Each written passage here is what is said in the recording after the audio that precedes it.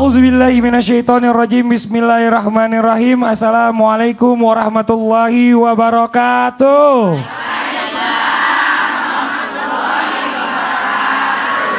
Jamaah. Oh jamaah.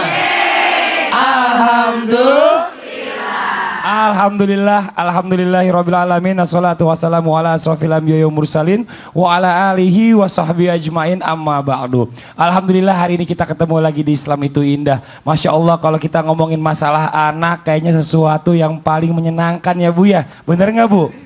Menyenangkan, membanggakan, bener nggak Bu?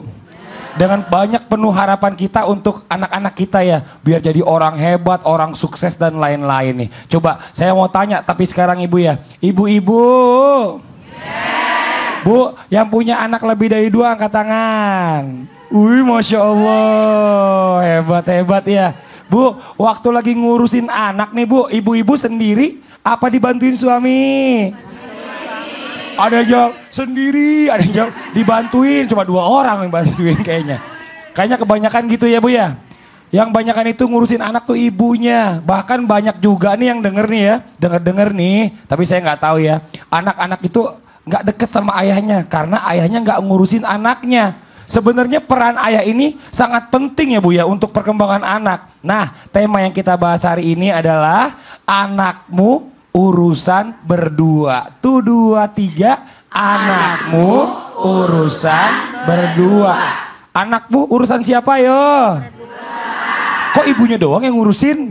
Bapaknya kemana nih? Nah, coba nih yang pertama nih mohon izin nih waktunya. Ustadz Maulana, tepuk tangan dulu dong buat Ustadz Maulana. Ya. Pak Ustadz, ya. Ini kan Pak Ustadz kan kalau boleh dibilang nih seorang ayah yang sangat luar biasa. Pada saat lagi kumpul sama anak itu benar-benar memanfaatkan waktu. Amin. Gak mau sampai istrinya megang anaknya justru.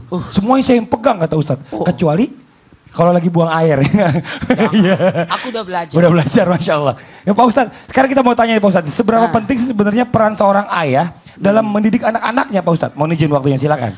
Bismillahirrahmanirrahim. Assalamualaikum warahmatullahi wabarakatuh. Waalaikumsalam warahmatullahi wabarakatuh. Jamaah. Oh jamaah. Alhamdulillahirrabbilalamin, tak terasa kita sudah masuki 14 Sya'ban 1438 Hijriah. Artinya insya Allah malam hari ini dan besok malam 2 malam, usahakan 2 malam ini jangan sampai terlewatkan karena malam nisfu Sya'ban. Usahakan baca Yasin 3 kali, bukan Yasin 3 kali, Yasin.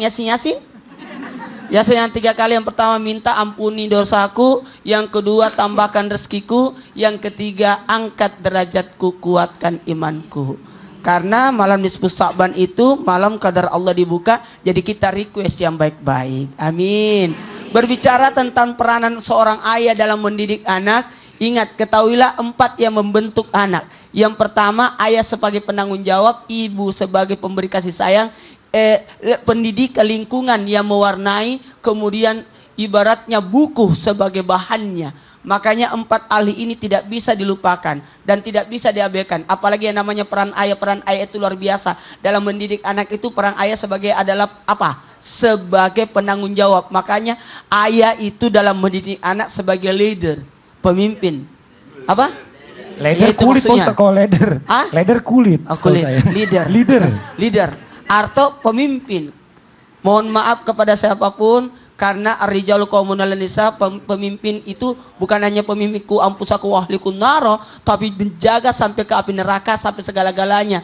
Mata bununa mimba, di apa yang kau sembah nanti kalau saya sudah tidak ada, kata para nabi-nabi yang akan meninggalkan anak-anaknya, keturunannya. Makanya pembelajaran buat kita sebagai ayah, sebagai penanggung jawab akan diminta pertanggungjawabannya bukan hanya di dunia tapi sampai di akhirat. Yang kedua, sebagai pelindung keluarga. Karena tugas seorang ayah bukan aja menafkahi, bukan hanya mendidik, tapi sebagai pelindung. Melindungi jangan sampai anak itu lemah fisik, lemah segalanya, lemah kekuatan, lemah agama, lemah akhlak dan sebagainya. Kemudian ada yang ketiga, laki-laki atau sosok ayah itu sebagai pendorong kepercayaan pada diri anak. Anak akan membanggakan ayahnya, anak akan melihat ayahnya. Sosok ayah itu sangat penting. Jangan berkata saya wanita, saya bisa menafkahi, saya bisa membesarkan anakku. Tapi ada sosok ayah yang sangat dibutuhkan sebagai apa? Pemicu untuk memantapkan diri sosok anak supaya bisa mandiri, percaya diri. Kemudian apalagi menumbuhkan rasa ingin tahu. Ingat ya, kadangkala anak itu paling banyak tak minta tanya sama orang tuanya. Mohon maaf saya bisa ngomong begini, terus terang minta maaf. Sekalipun saya ada kekurangan karena jarang ada di rumah, tapi kan saya kasih tugas kepada guru-gurunya yang saya mintakan privat untuk di rumah. Kemudian mohon maaf, membuat anak jadi pemberani. Jangan perlihatkan rasa takut. Masa ayahnya aja takut, tidak berani. Sama aja. Jemaah, ada lagi. Melatih kedisiplinan. Makanya sosok ayah harus memperlihatkan keteladanan kepada anak. Jangan sampai anak kenapa? Aduh, kenapa sih ayahku begini? Makanya jangan pernah menjanjikan sesuatu kepada anak. Utamanya ayah, jangan coba-coba menjanjikan sesuatu terhadap anak. Karena anak akan meniru. Apalagi menjadikan anak soleh dan soleh itu sebagai apa? Sebagai tugas sosok ayah. Karena yang ditanya adalah ayahnya. Ibu, kalau ibu Madrasatul Ula, ibu itu adalah guru pertama, tapi ayahnya kepala sekolahnya. Hati-hati loh. Apalagi keteladanan ini sangat penting, akan dilihat anak. 3 yang tidak ada dosa kecil terhadapnya. Siapa itu? Orang tua karena ada anak yang mengikut. Siapa lagi? Pemimpin karena ada umat. Ada kaumnya. Yang ketiga adalah guru karena ada murid yang mengikut. 3 ini tidak ada dosa kecil terhadapnya karena ada yang meniru padanya. Kemudian ingat bermain bersama anak. Tapi jangan menghitung, berlomba ya. Tidak boleh berlomba, tapi bermain boleh. Bapak-bapak yang di rumah termasuk yang di sini, kalau main sama anak tidak boleh pakai hitungan. Main bulu tangkis 1-0, bapak kalah, bapak hilang wibawanya. Bermain saja tapi jangan pakai hitungan. Kemudian sebagai motivator, sebagai pendorong buat anak yang ibaratnya untuk diberikan semangat kepada anak.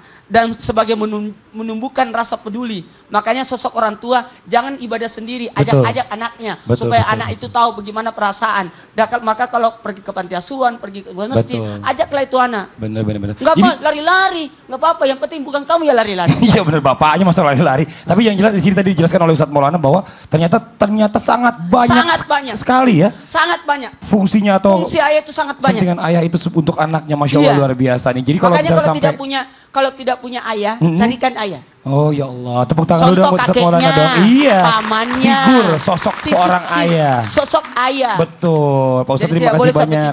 Masya Allah, ya Allah luar biasa. Di awal-awal ini kita dibuka mata kita ya betapa pentingnya kita sebagai orang tua, terutama sebagai ayah nih. Ini buat jamaah yang di rumah nih. Alhamdulillah nih hari ini kita kedatangan ada guru saya di sebelah kanan nih. Ada Ustadz Abi Maki, tepuk tangan dulu dong Bu. Ustadz Abi Maki sehat ya? Sama anaknya ini. Ini yang keberapa nih Ustadz? Yang ketiga. Alhamdulillah yang ketiga. Wih Masya Allah. Ada lagi ya? yang keempat. Insya Allah, Masya Allah. Nanti kita akan mendengarkan tausiah dari beliau nih. Nah hari ini juga kita kedatangan bintang tamu di sebelah kiri saya. Ada Rosalina Musa. Tepuk tangan dulu Bu. Aduh Kak Ros. Assalamualaikum. Waalaikumsalam. Dari Singapura. Iya. Apa kabar semua? Baik, Alhamdulillah. Sudah berapa lama nih di Indonesia stay nih? Saya baru sampai 2 hari lepas. 2 hari lepas. 2 hari lepas. Oh, memangnya 3 hari, ditahan. 3 hari kabur. 2 hari lepas, 3 hari kabur. Ditahan. Enggak itu bahasa Singapura. Udah jangan digodain. Cakapnya suka aku. Iya. Bahasanya jadi, luar biasa. Insya Allah berapa hari nengok di sini? Iya. Nengok? Bukan ada di sini. Nginap di sini sampai tanggal 25. Sampai ya, tanggal 25. Insya Allah. Bagaimana kabarnya yang temannya yang gini? Ya Allah. Ada temannya. Dia ada di Kuala Lumpur, Mami Mas Idayu. Mas Idayu. Kalau Kak Ros sendiri nih ya, sama sekarang ini lagi sibuk apa dulu deh? Saya tanya coba. Alhamdulillah saya dijodohkan, ditemukan dan saya dapat berkolaborasi dengan SG Pro, salah satu company production house di Indonesia yang Masya Allah. yang di peran utamanya itu Bang Alek. Iya, dan kita ada komedi dangdut dan juga hukum. Iya. Kalau Kak Ros sendiri nih, saya tanya, mohon maaf sebelumnya ke pribadi ya, Iya. pribadi ya. Kalau suami ini tipe yang mau ikut mengurus anak atau memang Kak Ros aja yang mengurus anak nih? Untuk 2 tahun pertama tuh kita sama-sama lah. Sama-sama. Sekarang juga sama-sama, Sama-sama. cuman saya banyak di Indonesia. Rezeki pada saya itu rezeki anak saya. Anak saya ini adalah anak anugerah dari Allah, walaupun bukan dari darah daging saya, tapi saya dapat menyusukannya. Oh, anak Allah, susuan. Masya Allah. Udah hampir 4 tahun. Ya Allah. Iya, alhamdulillah. Tepuk tangan dong. Iya. Ya Allah, makasih banyak. Kak Ros, terima kasih Satu ya lagu dong. sudah Satu mampir. bait aja lagu, Apanya? musik lagu. 1, 2, 3. Salatullah, salamullah, ala toha Rasulillah. Ih, Masya Allah. Bagus Terima suaranya. kasih banyak Kak Ros ya. Nanti kita cakap-cakap lagi, silakan duduk. Jago. Wih, Masya Kok Allah. Fadil bisa cakap bahasa Singapura? Udah, kan Bukannya itu belajar. bahasa Melayu. Iya.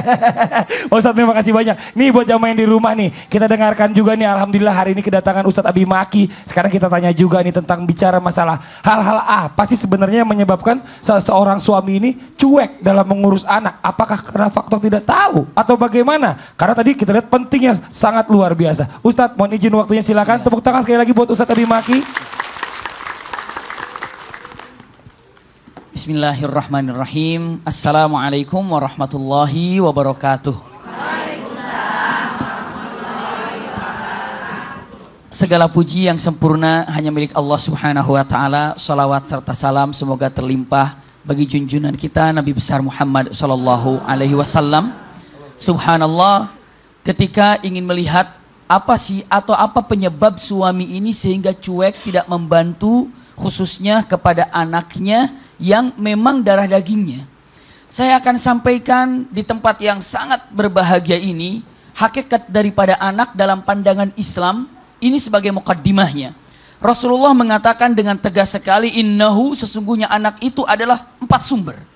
Pertama, hadis Rasulullah mengatakan innahu mahzanatun, sumber kesedihan.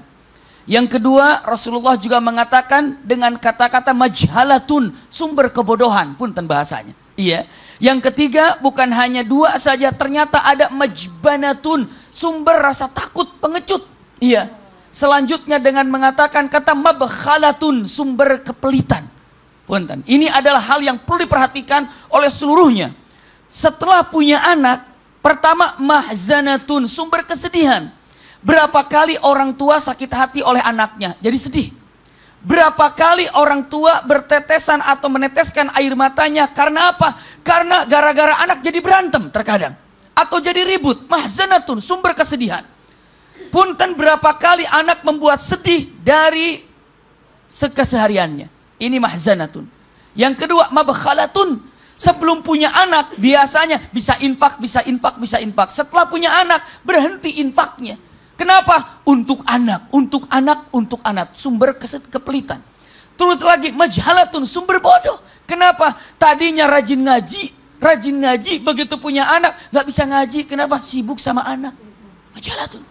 Selanjutnya majbanatun, ini Rasulullah setelah punya anak ada rasa takut, gimana nanti ya untuk kehidupan masa depan, bagaimana anak ini, sehingga orang tua semuanya mikirin anak sampai berusaha harta pagi siang malam demi anak, lupa orang tuanya tidak sempat infak.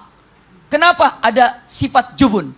Ini adalah 4 hal yang Rasulullah sampaikan dan ini harus dipegang oleh kita semuanya.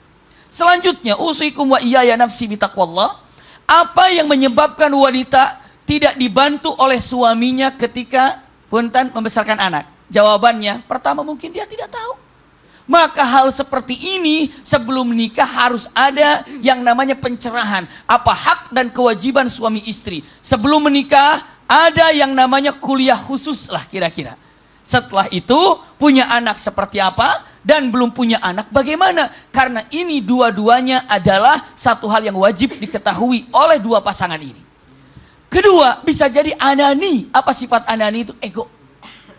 Dah, dalam para alim ulama mengatakan anani artinya adalah ego karena apa? Dia merasa lebih capek daripada istrinya yang menjaga rumah, yang menjaga anak-anaknya. Padahal usikum wa iyaya nafsi bitaqwallah. Menjaga anak, menjaga rumah, bismillah saya sampaikan di sini rasa-rasanya lebih capek daripada mengurus suami dan punten lebih capek daripada suami mencari nafkah. Coba punya anak 1 capek, punya anak 2 juga capek, punya anak 3 juga capek. Kenapa demikian? Karena hakikatnya untuk dipegang oleh kita, laki-laki capek, tapi istri pun adalah capek. Sekali-kali coba bagaimana cara mengasuh anak. Masya Allah. Usikum wa iyaya nafsi bitaqwallah. Jangan mengira kadang-kadang suami begitu datang dari kantor, datang dari pekerjaannya, dia bilang apa? Pokoknya saya istirahat. Anak bawa, jauhkan dari saya mau istirahat, saya mau duduk-duduk. Ini adalah kekeliruan yang amat besar sekali. Kenapa demikian? Jawabannya simpel sekali ayahanda bunda. Kenapa? Ada sifat ego, ada sifat merasa dirinya paling capek, padahal istri pun sangat capek menjaga rumah. Subhanallah. Hargai itu. Sampai Umar bin Khattab dengan mengatakan kata-katanya atau beberapa asar para sahabat dengan mengatakan makhluk yang tersabar yang ada di bumi ini diantaranya adalah wanita. Sabar wanita itu. Coba kalau laki-laki disuruh hamil 9 bulan bagaimana? Tidak. Enggak. Bagaimana kalau suami disuruh menyusui selama 2 tahun? Juga tidak. Untung kita jadi laki-laki. Dan bagaimana lagi kalau seandainya laki-laki melahirkan? Astagfirullahaladzim. Repot sekali. Tapi hebatnya walaupun sudah melahirkan, nanti istri ini hamil lagi. Sabar dia, cintanya. Maka tolong hargai dengan kenyataan, ya Rob, indah sekali. Dan hebatnya istri yang hamil, istri yang melahirkan, istri yang menyusui, itu anak binnya ke siapa? Bapaknya. Ikhlas saja itu orang tua. Saya pernah ada di notaris sedikit ya. Begitu dicek semuanya, rumah atas nama istri, lalu ini atas nama istri, kendaraan semua. Saya tanya, bang kenapa semua atas nama istri? Dia bilang, karena anaknya atas nama saya. Iya, Masya Allah, tepuk tangan dulu dong. Ini luar biasa nih, Pak Ustadz. Ini luar biasa, hebat. Nih bawa nih anaknya katanya. Ini contoh ya Bu ya. Jadi memang luar biasanya begitu luar biasanya seorang ayah, seorang ibu ya kalau saling pengertian. Ibu ini perjuangan sangat luar biasa. Saya suruh ngelahirin mungkin saya udah pingsan-pingsan terus kali Ustaz. Tapi istri udah hamil 9 bulan, muntah-muntah, nggak kapok-kapok ya Bu ya. Hamil terus sampai anaknya 12, Masya Allah. Tepuk tangan dong buat ibu-ibu. Nah sekarang nih, kalau tadi kita sudah melihat dari sisi laki-laki ya, kenapa tuh ayah atau penyebabnya orang tua sebagai laki-laki ini tidak perhatian terhadap anaknya. Nah sekarang kalau seandainya istri nih, apa saja kerugian seorang istri jika memiliki suami yang cuek terhadap anaknya? Nih langsung aja kita cari tahu dari Ustazah Lulu, mohon izin waktunya. Ya. Tepuk tangan buat Ustazah Lulu. Jamaah. Oh jamaah. Alhamdulillah. Hamdan wa syukran lillah wassalatu wassalamu ala rasulillah amma ba'du. Dari Pondok Aren langsung ke Jelambar. Ibu-ibu yang keren-keren apa kabar? Sehat semuanya? Pemirsa yang dirahmati Allah, insya Allah mudah-mudahan Allah berikan kita keluarga yang sakinah, mawaddah, warahmah. Amin ya Allah ya Rabbal. Subhanallah, kita membahas tentang suami yang cuek terhadap anak. Padahal anak adalah thamratul qalbi, buah hati. Ketika menikah, maka ada mitsaqan ghalizo, ada ikatan yang amat sangat kuat, yang mana satu dan yang lainnya saling adanya peduli, adanya tanggung jawab. Tapi apa yang terjadi? Kerugiannya bagaimana dari sisi istrinya ketika memiliki suami yang cuek bebek? Bu, kira-kira suami cuek apa enggak Bu? Enggak ya Bu ya, insya Allah ya Bu ya. Padahal punya anak Masya Allah itu sudah berat, tapi ini cuek terhadap anak. Yang pertama, rumah tangga tidak adanya kerjasama. Subhanallah, ketika tahu akan perannya masing-masing, hak dan kewajibannya masing-masing, maka jalani. Suami, S-nya adalah menjadi suami. Kemudian U-nya usaha, carilah usaha yang berkah, yang halalan, thayyibah. Kemudian A-nya amanah. Istri amanah, anak pun juga amanah. M-nya mendidik, membimbing istri. Kemudian I-nya ikhlas, I-nya istiqomah. Begitupun juga istri, menjadi istri. S-nya harus sabar, T-nya terampil. Ketika kita melihat ya Allah suami sudah bekerja, kemudian ada memang yang kurang dari segi ekonomi, maka jadi terampil di rumah. T-nya terampil, kemudian R-nya ramah. I-nya adalah ikhlas istiqomah. Subhanallah, adanya kerjasama satu dan yang lainnya. Yang kedua, ketika kerugiannya adalah tidak adanya keteladanan. Subhanallah, ketika kita lihat like father, like doctor, like son, like father. Kita lihat ya Allah sejatinya ketika anak laki-laki senantiasa mencontoh kepada ayahnya. Misalnya azan sudah berkumandang. Ketika dia sendiri tidak ada tauladannya, maka bagaimana?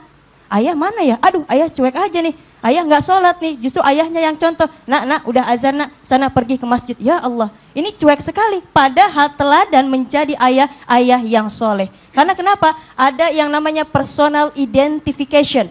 Yang diidentifikasikan. Terlebih anak usia prasekolah. Dia akan terus mengimitasi ayahnya, menjadi model bagi orang tuanya. Ketika ditanya, sayang kok makannya pakai tangan kiri? Ayah aku aja pakai tangan kiri. Sayang kok ke kamar mandi nggak baca doa? Ayah aku aja, ibu aku aja nggak baca doa. Ya Allah, ini menjadi imitasi terus. Karena kenapa? Di dalam otak anak ada sistem limbik yang senantiasa merekam. Ketika kita kecil dahulu senantiasa kita merekam, wah yang enak-enak nih kita main. Wah, yang enak-enak nih kita senantiasa mendengarkan cerita. Hal itu yang senantiasa terekam dalam otak anak. Karenanya usia anak-anak adalah usia golden age. Di mana mereka senantiasa meraih kebahagiaan dengan caranya memberikan keteladanan yang terbaik bagi anak. Insya Allah. Kemudian apa? Mengabaikan tanggung jawab. Dari awal saja ketika istri hamil. Kemudian lahir anak, ketika ayahnya cuek, ya Allah nggak mau mengazankan. Iftahu ala sibyakum awala kalimatin bila ilaha illallah. Mulakan awal kalimat dengan kalimat tauhid. La ilaha illallah. Ini ayahnya cuek bebek. Kemudian tidak adanya akikah. Kemudian hal-hal yang lain tidak mengajarkan sholat. Muru auladakum bisolah. Perintahkan anak-anakmu untuk sholat. Usia 7 tahun, terus kita latih. Sampai ketika 10 tahun, maka adanya kedisiplinan, adanya hukuman di sana. Ini siapa yang berperan? Ayah yang berperan. Ibu yang senantiasa mendidik insya Allah. Kemudian apa? Tanggung jawab ini masing-masing. Ada tanggung jawab dari aspek, bagaimana aspek tauhidnya. Mengenalkan Allah. Kemudian akhlaknya. Bagaimana ketika kita melihat tidak beruswah kepada Rasulullah, sedangkan melihat ayahnya aja begitu. Gado-gado dimakan Bang Mamat, bodoh amat. Ya nggak lihat ya Allah ayah aja begitu. Apakah ayah mencontoh akhlaknya Rasulullah? Ya Allah, sedih. Kemudian apa? Ada tanggung jawab yang hilang, tidak hanya sebatas tanggung jawab tauhid, kemudian akhlak, dari segi pendidikan pun juga hilang. Yang terakhir, hilangnya wibawa. Anak pun juga akan mencontoh orang tuanya, tidak akan peduli kepada ayahnya. Birru abaukum tabirrukum abnaukum. Berbaktilah kalian kepada kedua orang tua kalian, niscaya anak-anak kalian akan berbakti kepada kalian. Insya Allah mudah-mudahan bermanfaat. Ikan lohan punya Pak Barkah, mudah-mudahan berkah. Amin, amin ya rabbal alamin. Tepuk tangan dong buat Ustazah Lulu. Terima kasih banyak Ustazah Lulu. Masya Allah nih buat jamaah yang ada di studio dan juga jamaah yang ada di rumah. Masih banyak tausiah yang akan disampaikan oleh para narasumber kita hari ini. Tentang tema anakmu urusan berdua. Nah nanti di segmen berikutnya kita akan melanjutkan pembacaan ayat suci Al-Quran kita. Surah Al-Baqarah, yaitu hari ini kita akan membaca ayat 144 sampai dengan 145. Ayo buat jamaah yang di rumah siapkan Al-Qurannya, yang di studio juga sama-sama ya. Tapi sebelumnya kita akan mendengarkan terlebih dahulu ada sebuah lagu yang akan dinyanyikan oleh Nas Indonesia yang liriknya diambil dari hadis Rasulullah SAW. Silakan teman-teman Nas.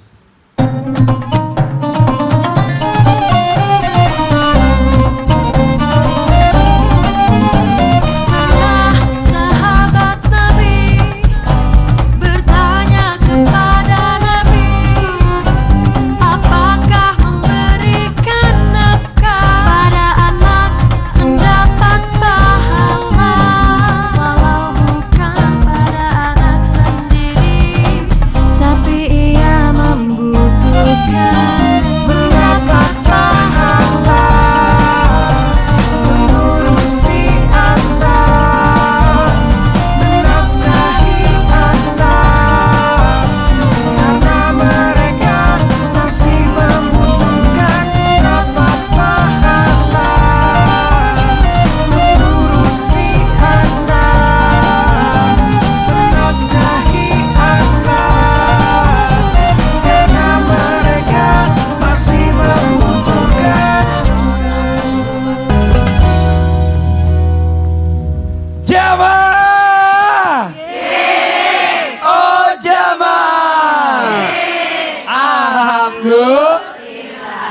Alhamdulillahirrahmanirrahim. Kembali lagi di Islam itu Indah buat jamaah yang ada di rumah. Yang baru bergabung, kita ingatkan kembali hari ini tema kita yaitu anakmu urusan berdua. Tuh 2, 3, anakmu urusan berdua. Alhamdulillah di sini ada Ustadz Abi Maki yang menemani kita dan juga ada Kak Rosalina Musa. Masya Allah, tepuk tangan lu dong buat para narasumber dan bintang tamu kita. Ini Masya Allah ya, kalau tadi di awal segmen kita sudah mendengarkan berbicara tentang kerugian bagi suami, bagi istri yang suka cuek terhadap anaknya atau tidak peduli. Nah sekarang nih kita lanjutkan lagi nih ya, tentang kerugian bagi seorang suami yang bersikap cuek terhadap anaknya. Apa kerugiannya? Nauzubillah summa nauzubillah. Kalau gitu kita coba cari tahu ya. Ustadz Abi Maki, mohon izin waktunya. Tepuk tangan sekali lagi buat Ustadz Abi Maki. Mohon izin Ustadz. Bismillahirrahmanirrahim. Maha suci Allah yang telah mengumpulkan kita di tempat yang sangat indah ini. Kerugian terbesar bagi seorang suami atau laki-laki yang cuek terhadap putra-putrinya. Khasarah itu kerugian di dunia dan di akhirat pastinya. Iya, kerugian di dunia. Kenapa dikatakan kerugian di dunia? Tidak pernah merasakan nikmat apa yang ada ketika memiliki anak. Karena anak ini adalah Masya Allah yang namanya sumber kebahagiaan yang ada di anak juga. Itu luar biasa. Maka ada satu doa, ucapan yang sangat indah. Rabbana hablana min azwajina wa dzurriyyatina. Dzurriyyah itu keturunan. Qurrata ayun itu penenang hati, penyejuk jiwa. Orang tua yang lelah habis bekerja melihat wajah anak, sirna lelahnya. Orang tua yang dalam keadaan letih melihat anak, wajahnya pun Masya Allah membuat kita menjadi adem. Kenapa? Itu namanya anak qurrata ayun. Tapi kalau tidak pernah akrab dengan yang namanya anak, pastikan usikum wa iyaya nafsi bitaqwallah, pasti tidak akan pernah merasakan kebahagiaan apa yang ada dalam pribadi anak untuk orang tuanya. Subhanallah. Karena yang namanya obat bagi kedua orang tua bukan hanya obat yang diminum, bukan hanya makan teratur, bukan hanya tidur teratur, ternyata ada jumpa dengan keluarga teratur. Ini adalah kesehatan dan kebaikan luar biasa. Ini kerugian di dunia.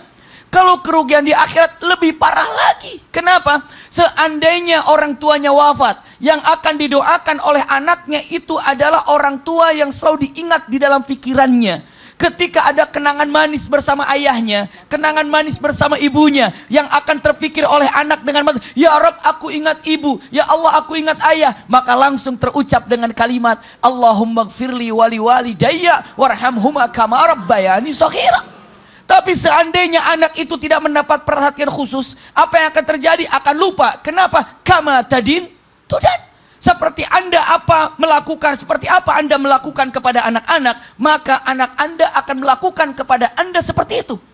Wahai ayahku, karena engkau telah cuek kepadaku, maka setelah engkau tidak ada, aku pun akan melakukan seperti apa Anda kepadaku. Na'udzubillah.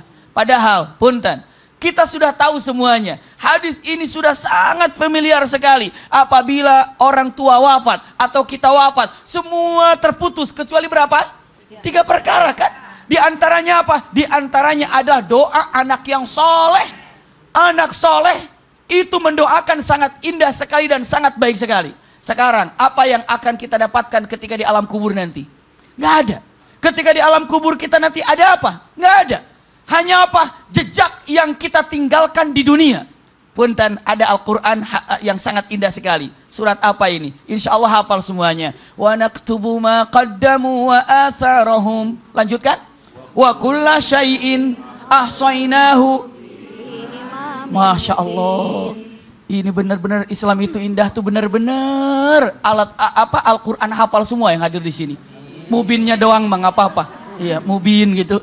Tapi yang jelas di sini katakan, kata Allah, aku mencatat amal-amalan kalian selama kalian hidup. Anda sholat Allah catat, Anda puasa Allah catat, Anda haji Anda catat, Allah catat. Semuanya dicatat. Tapi asarnya pun dicatat. Anda wafat, asarnya apa? Jejaknya apa? Ternyata jejak yang paling indah adalah anak. Na'udzubillah, seandainya anak tidak mendoakan kita, anak itu tabungan. Begitu kita wafat, subhanallah, tanpa disengaja amalan kita lebih tinggi ke atas, lebih tinggi ke atas, lebih tinggi ke atas. Sampai dia bertanya, ya Rabb, aku perasaan gak hafal Quran, tapi sekarang pahala hafal Quran ada. Dari mana ini? Jawabannya, karena anakmu hafal Quran, maka pahalanya pun tumpah kepadamu. Ya Rabb, Ya Allah, perasaan aku nggak begini-begini amat, sholatnya, tahajudnya, duhanya, tapi aku dapat pahala tahajud banyak, pahala duha banyak. Dari mana ini? Ya kamu sholat aja jarang, duha juga jarang, tahajud juga jarang, tapi lihat anakmu ahli sholat ngalir kepadamu. Maka rugi serugi-ruginya kalau orang tua tidak memperhatikan anak, karena dia adalah tabungan dunia akhirat. Allahu Allah Akbar. ibarik. Tepuk tangan lo dong buat Ustaz Abi Maki. Ustaz Abi Maki, terima kasih banyak. Jadi memang balasannya gitu ya. Kalau di dunia ini jelas-jelas kalau kita berbicara tentang anak itu adalah cerminan kita jadinya. Dia Betul. belajar dari kita nih. Saya pernah dengar kisah dulu dibawakan oleh Ustaz Syam yang orang tuanya dikasih pakai piring plastik, gelasnya gelas nanti kaleng ya. dibalikin. Terus setelah kakeknya meninggal dia bilang sama anak cucu, ini jangan dibuang ya ayah. Loh, buat apa? Nanti kalau ayah udah tua aku kasih pakai ini juga. Astagfirullahalazim. Nauzubillah, subhanallah. Jadi sebenarnya kalau bicara tentang anak itu luar biasa, aset utama buat kita. Karena Betul. bisa jadi kita mendapatkan keutamaan, faedah, nama baik karena orang tuanya, karena Betul, anaknya.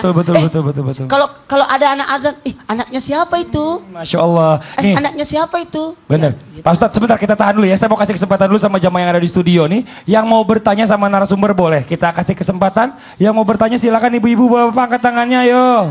Yang mana ya? Sebentar coba. Oh yang di belakang dulu. Ibu boleh maju ke depan. Yang mau bertanya silakan ibu. Maju ke depan sini. Iya. Titip dulu Al-Qurannya sama temennya sebelahnya. Iya ibunya maju. Mohon izin silakan. Silakan. Ada yang mau ditanyakan apa? Silakan. Assalamualaikum warahmatullahi wabarakatuh. Waalaikumsalam warahmatullahi wabarakatuh. Nama saya Heli Fitria. Saya dari Majelis Taklim Al-Habib, Kementerian Sekretariat Negara, Karawaci, Tangerang. Silakan Ibu, pertanyaannya. Gini Pak Ustadz, saya punya tetangga nih Pak Ustadz, udah lama menikah dan anaknya pun sudah besar-besar. Saya lihat ini bapaknya kok terlalu deket banget dengan anak laki-lakinya. Oh deketnya sama anak laki-lakinya. Iya, anak perempuannya tuh jauh jaraknya Pak Ustadz. Oh. Itu kenapa itu Pak Ustadz bisa begitu? Saya minta pendapatnya nih Pak Ustadz sama Bu itu. Ustazah. Iya Ibu, itu aja Ibu pertanyaannya. Iya. Ibu terima kasih banyak ya. Assalamualaikum warahmatullahi wabarakatuh. Waalaikumsalam warahmatullahi wabarakatuh. Tepuk tangan dulu dong buat Ibu.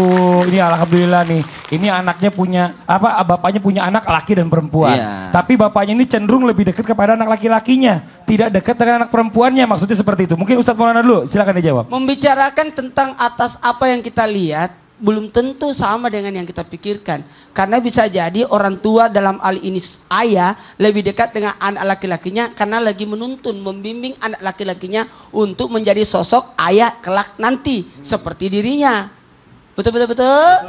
Nah, tapi sebenarnya kalau logisnya itu biasanya anak laki-laki lebih dekat dengan ibunya kan? Anak perempuan lebih dekat dengan anak ayahnya. Kalau ini lebih beda lagi. Berarti ada tujuan baik, niat baik, sosok ayah sampai dia lebih dekat dengan anak laki-lakinya. Iya Masya Allah. Ustadz Syam silakan.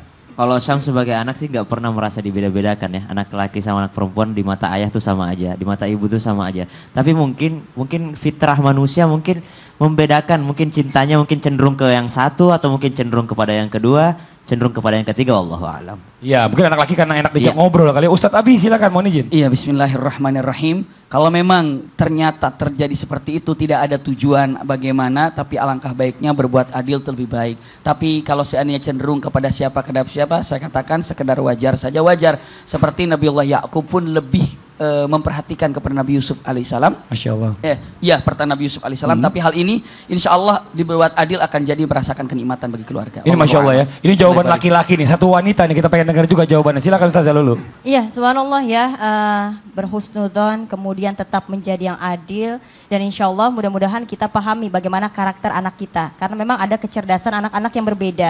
Ada kecerdasan yang lebih di linguistik atau kinestetik, dan caranya, treatmentnya pun juga beda terhadap mereka. Kemudian anak laki-laki harus lebih kuat mentalnya, fisiknya lebih kuat. Bagaimana nanti menjadi imam dalam rumah tangga. Karenanya ayahnya harus menjadi sosok yang benar-benar kelaki-lakiannya muncul. Masya Allah. Mungkin dari Kak Ros ada sedikit pendapat boleh silakan. Ada yang mau disampaikan nih tentang pertanyaan tadi. Kalau Kak Ros, mak Kak Ros sayang dengan adik Kak Ros yang lelaki. Lelaki. Yalah, biasalah perasaan cemburu tuh ada kan. Tapi bapak Kak Ros sayang sama Kak Ros. Jadi itu fair lah, fair and adil lah ya. Iya, Jadi adil. laki-laki lebih dekat sama ibu, Iya. bapaknya lebih dekat sama anak perempuannya. Betul. Betul, Masya Allah. Tepuk tangan dulu dong Bu. Masya Allah, ini mudah-mudahan jadi pelajaran buat semua. Jadi tidak ada niatan ya, mungkin sebagai ayah itu ingin terlalu dekat dengan anak laki-lakinya. Mungkin ada kekhawatiran, dia ingin menjadikan anak laki-lakinya ini seperti dia yang bertanggung jawab terhadap keluarganya. Karena kan kalau perempuan kan dinikahkan. Yang saya ajak ke masjid, anak laki-laki saya. Iya, Masya Allah. Karena Ini bisa Masya Allah, ini luar biasa. Pak Ustadz, ini mudah-mudahan jadi pelajaran buat semuanya. Nih buat jamaah yang di rumah, ayo yang di studio juga sama-sama. Sekarang langsung aja dibuka Al-Qur'annya. Hari ini kita akan membacakan surah Al-Baqarah ayat 145, 45 sampai dengan 146 ya. 144. Oh 44 dulu sampai dengan 145. Oke, kalau gitu langsung aja kita masuk ke segmen Yuk Baca Al-Quran.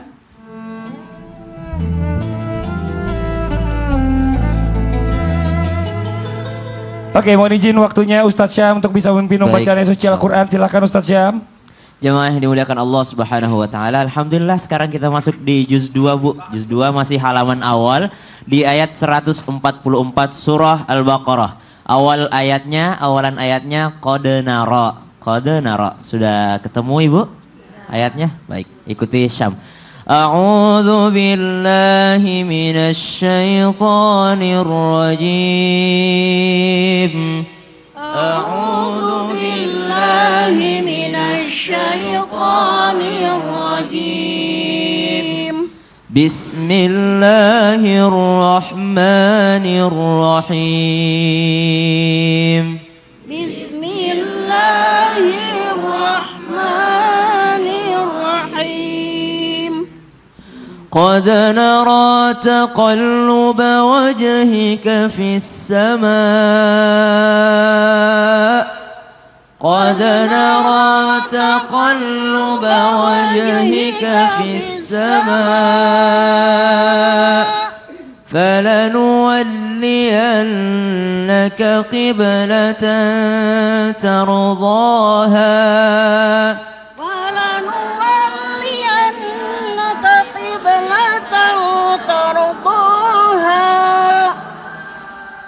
فول وجهك شطر المسجد الحرام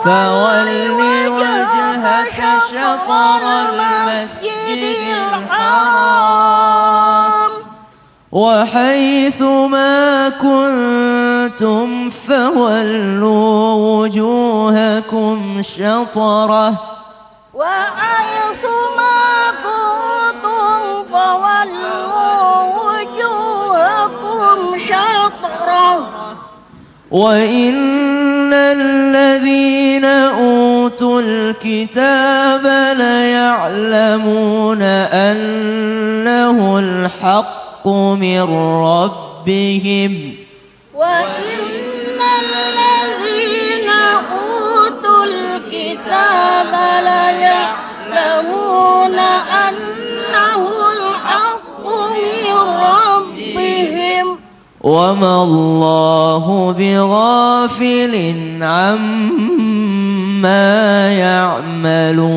يعملون وما الله بغافل عما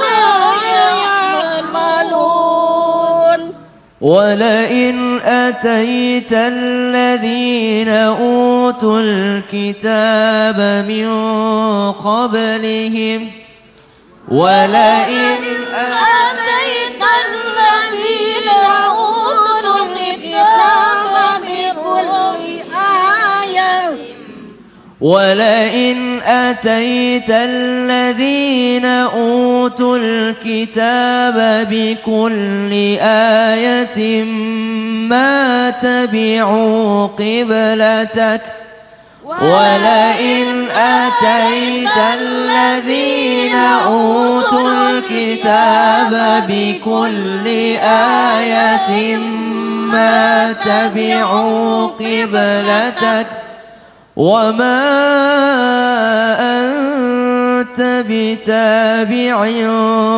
قبلتهم وما أنت بتابع قبلتهم وما بعضهم بتابع قبلة بعض وما بعضهم بتابع ولئن اتبعت أهواءهم من بعد ما جاءك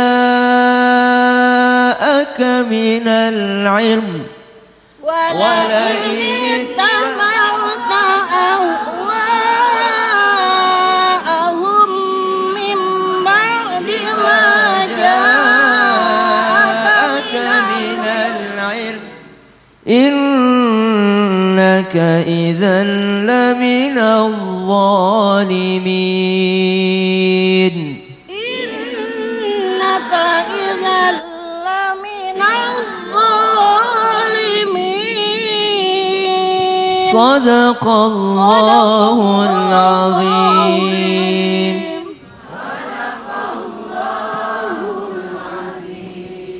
Masya Allah, kita sudah bacakan ayat 144 sampai dengan ayat 145. Tapi jangan ditutup dulu Qur'annya ya Bu ya. Jamaah yang di rumah juga jangan ditutup dulu Qur'annya. Karena setelah ini kita akan kembali melanjutkan bacaan kita. Suratul Baqarah ayat 146 sampai dengan ayat 147. Jangan kemana-mana, tetap di Islam itu indah. Jamaah, oh jamaah, alhamdulillah.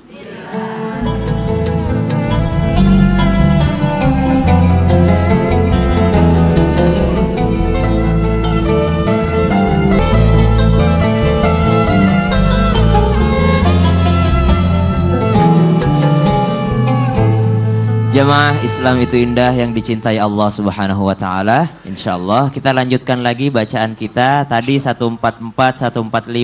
Sekarang kita masuk surah Al-Baqarah ayat 146 sampai dengan ayat 147 atau halaman kedua dari juz 2. Awal halaman kedua dari juz 2. Baik. A'udzu billahi minasy syaithanir rajim. أعوذ بالله من الشيطان الرجيم الذين آتيناهم الكتاب يعرفونه كما يعرفون أبناءهم الذين آتيناهم الكتاب يعرفونه كما يعرفون أبناءهم وإن فريقا منهم ليكتمون الحق وهم يعلمون وإن فريقا منهم وهم يعلمون الحق من ربك الحق من ربك فلا تكونن من الممترين فلا تكونن من الممترين صدق الله العظيم صدق الله العظيم اللهم ارحمنا بالقرآن اللهم اجعلنا من أهل القرآن وأهل سنة نبيك محمد صلى الله عليه وسلم. Jamaah, tadi kita baca surah Al-Baqarah 144, 145, 146, 147. Di ayat 144 Allah Subhanahu wa taala menjelaskan tentang Ka'bah, tentang Masjidil Haram, tentang Baitullah. Angkat tangan yang mau umrah.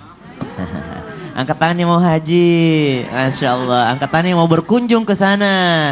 Masya Allah. Semoga Allah mengabulkan doa-doa kita. Supaya Allah tidak mencabut nyawa kita sebelum kita berkunjung ke sana. Masya Allah. Di Makkah Al-Mukarramah di Masjidil Haram satu kali sholat sama dengan 100.000 kali sholat di Indonesia. Di Madinah satu kali sholat sama dengan 10.000 kali sholat di Indonesia.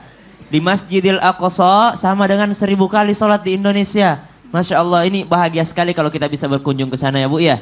Amin ya Rabbal alamin. Kemudian Allah jelaskan di ayat 147, Al-haqqu mir rabbik fala takunanna minal mumtarin. Kebenaran itu hanyalah dari Tuhanmu, maka janganlah kalian menjadi orang-orang yang meragukan akan kebenaran Allah, meragukan Al-Quran, meragukan hadis-hadis Rasulullah SAW. Artinya apa? Kalau kita mendengarkan suatu kebaikan dan dia berlandaskan dari Al-Quran dan As-Sunnah, ikuti. Tidak usah kita tanyakan kenapa 4 rakaat zuhur, kenapa 4 rakaat asar. Pokoknya kalau laki-laki disebut pemimpin, ya udah ikuti. Laki-lakilah seorang pemimpin. Shadaqallahul azim. Masya Allah, terima kasih banyak Ustaz Syam. Tepuk tangan buat Ustaz Syam. Alhamdulillah ya Ibu ya.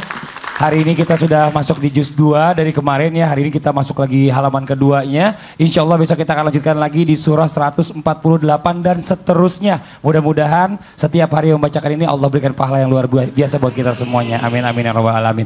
Nah ini Masya Allah nih, sebelum kita lanjutkan lagi tausiah dari narasumber kita, saya mau kasih kesempatan dulu sama bintang tamu kita Kak Ros. Ada yang mau ditanyakan sama narasumber kita, boleh? Silakan. Kak Ros ada 2 pertanyaan. Ada 2 pertanyaan. Yang pertama, Kak Rus ada saudara di Singapura itu, dia kehilangan suami. Kehilangan suami. Iya, dan ada anak baru lahir, suaminya meninggal. Jadi bagaimanakah dia itu seorang istri atau seorang wanita yang akan membimbing sebagai perannya sebagai ibu dan juga sebagai ayah untuk anaknya? Oke. Itu soalan pertama. Soalan kedua, ini untuk Kak Ros ya. Alhamdulillah suami Kak Ros nggak cuek anak kita. Alhamdulillah. Amin, alhamdulillah. Tapi yang Kak Ros muskil dan mau tanya ini karena Kak Ros ada dengar ramai yang ngomong katanya kalau itu bukan anak dari darah daging kita, doa-doanya nggak sampai kepada kita. Tapi kalau pada Kak Ros itu kan kita niat itu ambil anak itu bukan mau minta apa, cuman iya, buat masa sekarang ini kita bisa bahagi kasih sayang kan. Cuma kalau insya Allah anak saya itu jadi anak yang soleh dan mendoakan kami berdua, adakah doa-doa itu sampai kepada kami? Allah, Masya Allah. Tahan sebentar ya Kak Ros ya. Kita coba tanyakan dulu Ustadz Maulana dulu. Ada 2 pertanyaan nih. Iya. Silakan. Bismillahirrahmanirrahim. Membicarakan tentang pertanyaan yang pertama. Soalan yang pertama ini persoalan bagaimana sosok istri ditinggal mati oleh suaminya, kemudian mendidik anaknya seorang diri, sebaiknya tetap mencari sosok figur ayah, entah itu pamannya, entah itu kakeknya, sebagai sosok yang difiguri oleh sosok anak tersebut. Makanya kalau sekarang kan enak karena ada pesantren, betul tidak? Dimasukkan anak di pesantren sehingga anak mendapatkan figur sosok ayah, sosok ibu dari guru-guru yang membimbingnya. Tetap kita harus memperkenalkan juga, membicarakan tentang sosok ayahnya, sosok ayahnya yang dulu waktu hidup diceritakan sehingga ada timbul kecintaan kepada ayah dan figur sosok seorang ayah. Yang kedua, berbicara tentang ada yang mendoakan. Kan? Mendoakan. Insya Allah saya rasa semua orang berbuat baik, tidak ada yang tidak dilihat oleh Allah. Pasti akan dinilai, dibalas, diberikan hadiah dari Allah Subhanahu wa taala. Apalagi anak itu pasti akan mendoakan walaupun bukan orang tua kandungnya, tapi kan kalau dia mendoakan insya Allah sampai. Amin. Ustadz Abi mau izin ditambahkan, silakan. Ya, bismillahirrahmanirrahim. Yang pertama saya rasa sudah cukup, tapi yang kedua ini saya sampaikan buat Kak Ros juga untuk semuanya. Dalam hadisnya itu waladun solihun, tidak dikatakan ibnun solihun. Kalau bin itu harus anak satu darah ataupun anak yang namanya lahir darah daging. Tapi kalau waladun itu adalah siapa saja. Siapa saja. Anak asuh pun, betul, ya? karena kalau misalnya Muhammad putra Abdullah, tidak Muhammad walad Abdullah, tapi Muhammad ibn Abdullah. Iya, karena kata-katanya tidak ibnun solihun yad'ulahu, tapi kata-katanya waladun solihun. Kalau waladun ini artinya adalah anak yang kita cintai, kita sayangi dan kita besarkan. Namanya walad. Maka tidak hanya kepada yang darah daging saja, tidak, karena bahasanya adalah waladun. Bahagialah, cintai dia, sayangi dia, dia akan mendoakan. Mudah-mudahan insya Allah Kak Ros doa-doanya sampai semuanya nanti buat Kak Ros dan suami. Beri tepukan yang gemuruh untuk anak saya. Alhamdulillah. Ayo kita lanjut lagi ya, masih di tema kita hari ini nih. Nah sekarang kita minta mohon izin waktunya Ustazah Lulu, boleh maju ke depan Ustazah Lulu. Boleh. Boleh gitu ya. Ayo temukan yang keburu. Iya, yang Buat Ustazah Lulu. Ini kita coba tanya juga nih sekarang nih, tergolong apakah atau dan hukuman apakah yang akan diberikan oleh Allah Subhanahu wa taala di akhirat bagi suami yang cuek dalam mengurus anaknya? Mohon izin. Cikareng bareng Bang Dule. Apa tuh? Sekarang boleh. Boleh, silakan. Jamaah. Oh jamaah. Alhamdulillah. Pemirsa yang dirahmati Allah, insya Allah mudah-mudahan suami kita terhindar dari yang namanya sikap cuek terhadap keluarga, terlebih terhadap anak ya. Nah kemudian kita akan mengetahui apa sih hukumannya yang datang ketika suami kok cuek. Yang pertama, ini termasuk golongan orang-orang yang memiliki dosa yang besar. Na'udzubillah min zalik. Karena cukuplah dikatakan dosa yang besar dalam hadis yang diriwayatkan oleh Tirmizi ketika mengabaikan keluarga, mengabaikan dari nafkahnya, kemudian dari kesehatannya, dari pendidikan, na'udzubillah min zalik, cuek. Kemudian apa? Zalim terhadap keluarga. Na'udzubillah min zalik, kok bisa seperti itu ya? Karena memang ketika kita melihat, ya Allah, kok tidak ada rasa tanggung jawab orang tua, khususnya suami terhadap istri, terlebih seorang ayah atau bapak terhadap anak. Kemudian termasuk golongan orang-orang yang dayus. Dayus itu bunda, maaf ketika kita melihat kok tidak adanya rasa menegur, introspeksi diri untuk bisa bagaimana keluarga menjadi keluarga yang sakinah, mawaddah, warohmah. Tidak adanya bimbingan, tidak memenuhi hak dan kewajiban keluarga. Nah ini ketika kita melihat orang yang dayus, istrinya sedang gosip, saya nggak mau tahu. Anaknya ketika kita melihat, aduh melakukan banyak maksiat, maka saya nggak mau tahu. Ini termasuk orang yang cuek. Tidak ada rasa cemburu untuk memperbaiki keluarga. Na'udzubillah min zalik. Karena kenapa? Ini termasuk orang yang akan tidak dilihat oleh Allah. Golongan yang tidak dilihat oleh Allah kemudian tidak akan masuk surga. Yang pertama, peminum minuman keras atau khamar. Al-khamru ummul khaba'is. Khamar adalah pangkal dari segala dosa. Ketika khamar kita katakan, aduh mungkin berzina yang paling ringan. Oh mungkin membunuh yang paling ringan. Ini terjadi kepada Basiso, kisah yang masyhur, ternyata yang dipilih adalah khamar.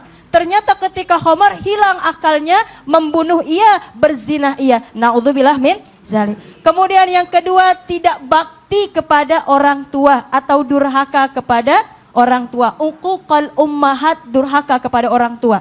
Padahal jelas sekali al-jannatu tahta aqdamil ummahat, surga di bawah telapak kaki ibu. Terlebih Quran surah Luqman ayat 14 di akhir ayat dijelaskan, anishkurli wali walidaika ilayyal masir. Bersyukur kepada Allah dan kepada kedua orang tua. Yang ketiga, dayus, tidak akan dilihat oleh Allah kemudian dijauhkan dari surga. Orang yang dayus, mudah-mudahan kita terhindar dari dayus. Na'udzubillah min. Dalam Quran surah At-Tahrim ayat 6, ya ayyuhalladzina amanu qu anfusakum wa ahlikum nara wa quduhan nas wal hijarah.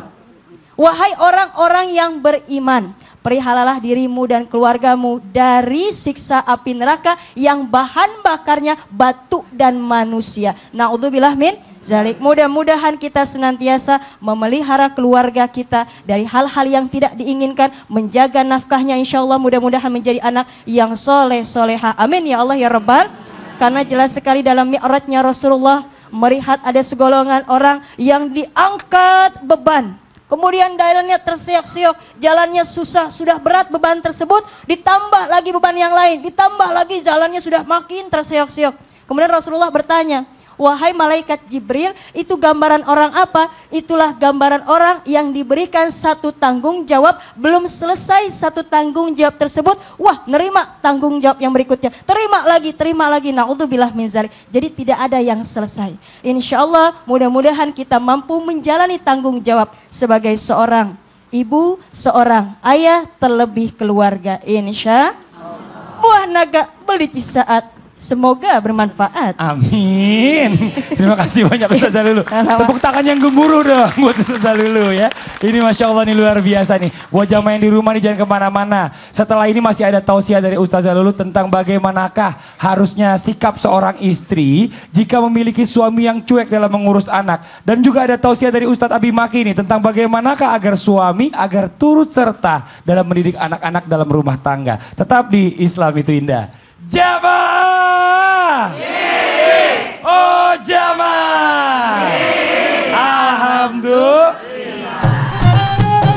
Mendapat pahala mengurusi anak, menafkahi anak, karena mereka la ilaha illallah Allahu akbar. Jamaah. Oh jamaah. Alhamdulillah. Pemirsa yang dirahmati Allah, insya Allah mudah-mudahan Allah berkahi kita keluarga yang sakinah, mawaddah, warahmah. Amin ya Allah ya Rabbal. Bagaimana cara bersikap istri terhadap suami yang cuek?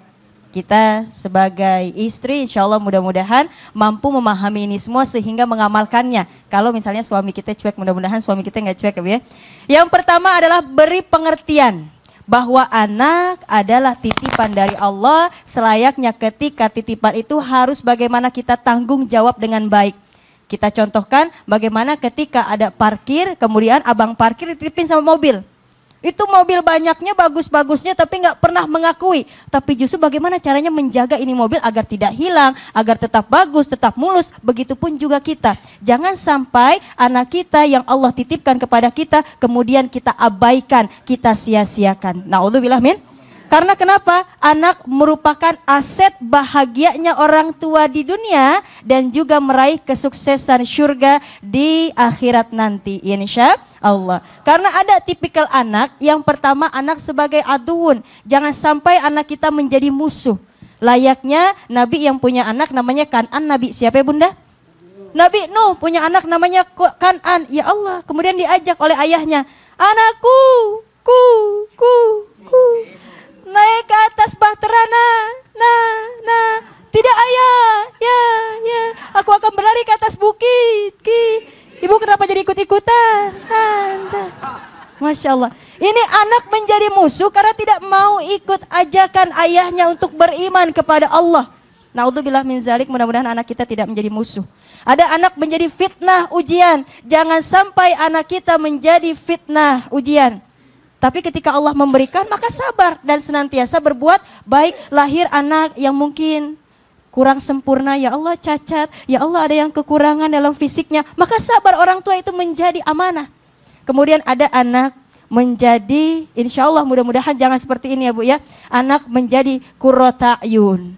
Yang memang qurrata ayun harus, tapi seharusnya jangan sampai menjadi anak yang hanya menjadi zinatul hayah, perhiasan dunia. Oh hebat, tapi hanya di dunia, tapi tidak menuntun kita menuju surganya Allah. Inilah perintah kita untuk senantiasa menjadikan anak menjadi qurrata ayun yang soleh-solehah. Amin ya Allah ya Rabbal.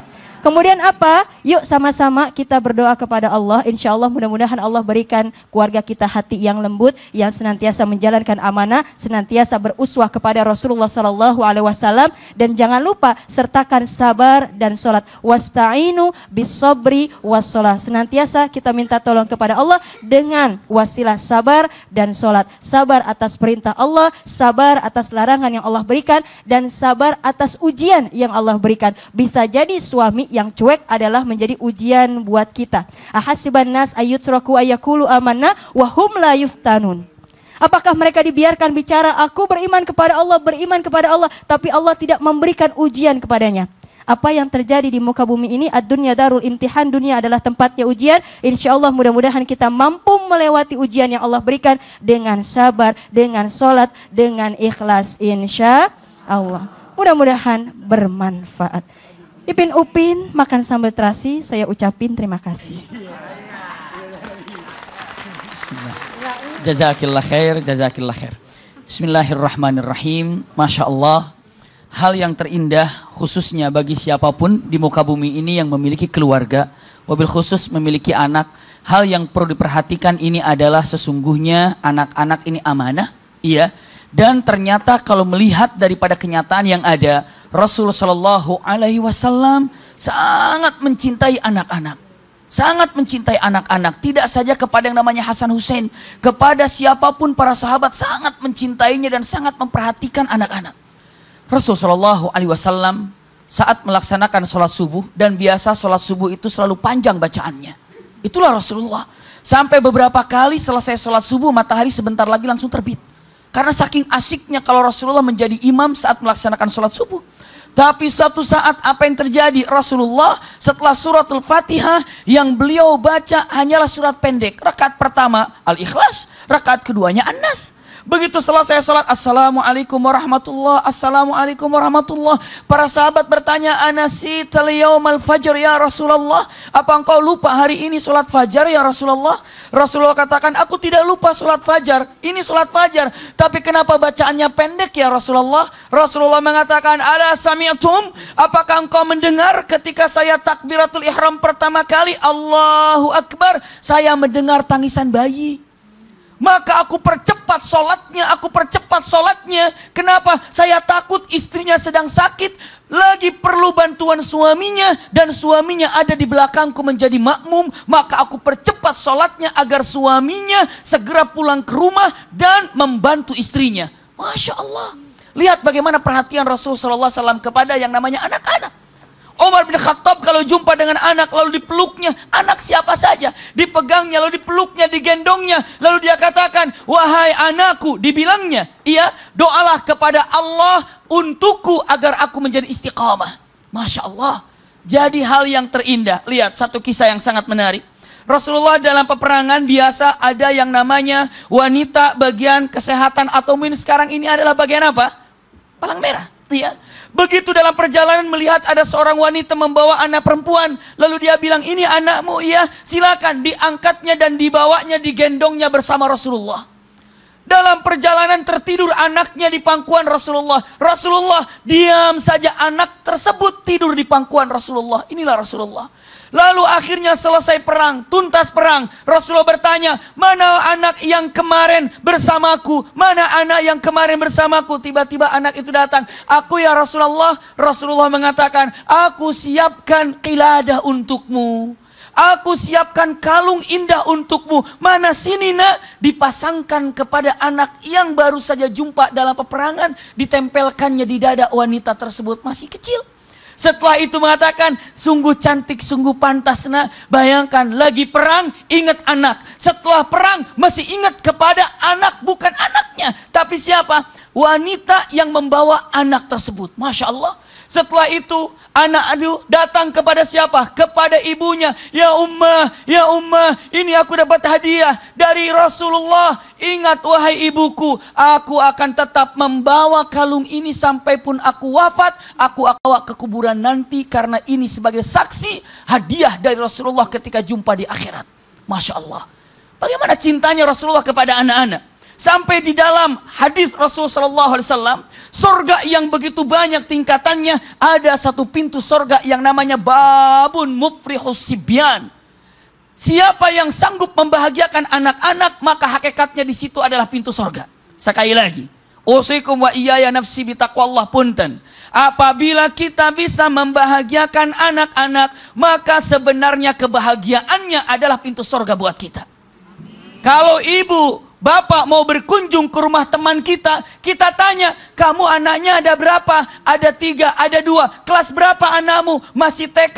Masya Allah, dikatakan, kalau gitu kira-kira anakmu suka apa? Suka ini. Bawa, langsung mengatakan, nak sini tante bawa makanan nak. Ketika teman kita anaknya bahagia dengan perilaku kita, hakikatnya surga buat kita. Ingat, senyuman anak-anak adalah pintu sorga bagi siapapun yang membahagiakannya. Islam itu sangat indah. Babu mufrihus sibyan, pintu sorga yang namanya ada karena membahagiakan salah satunya anak-anak. Sekarang, apalagi yang namanya orang tua. Bisa membahagiakan anak sendiri, hakikatnya adalah pintu sorga buat kedua orang tuanya. Karena yang namanya anak adalah tanggung jawab dunia akhirat bagi keluarganya. Berapa banyak orang tua bisa menjadi ahli jannah gara-gara anaknya. Dan berapa banyak orang tua terjerumus ke dalam neraka karena anaknya. Hakikatnya anak ini adalah bagian daripada pintu sorga yang harus kita miliki. Mudah-mudahan kita semuanya memiliki anak yang soleh dan solehah karena didikan kita sebagai orang tuanya. Amin ya rabbal alamin. Masya Allah, amin amin ya rabbal alamin. Ya Allah, alhamdulillah ya Allah, alhamdulillahi rabbil alamin. Banyak sekali pelajaran kita dapatkan dari pertemuan kita hari ini ya Bu ya. Mudah-mudahan apapun yang disampaikan tadi oleh narasumber kita ini bisa jadi pelajaran dan ilmu yang bermanfaat untuk kita. Amin amin ya rabbal alamin. Terima kasih banyak buat Ustadz Abi Maki, Kak Ros, terima kasih banyak sudah mampir ke sini. Terima kasih banyak juga buat semua jamaah yang hadir di sini. Tepuk tangan dulu buat semuanya. Terima kasih banyak juga buat jamaah yang di rumah nih yang selalu setia menyaksikan Islam itu indah. Jangan lupa ya besok insya Allah kita akan segera kembali lagi di jam yang sama. Akhirnya saya Fadli mohon diri, mohon maaf atas segala kekurangan. Wabillahi taufiq wal hidayah. Wassalamualaikum warahmatullahi wabarakatuh.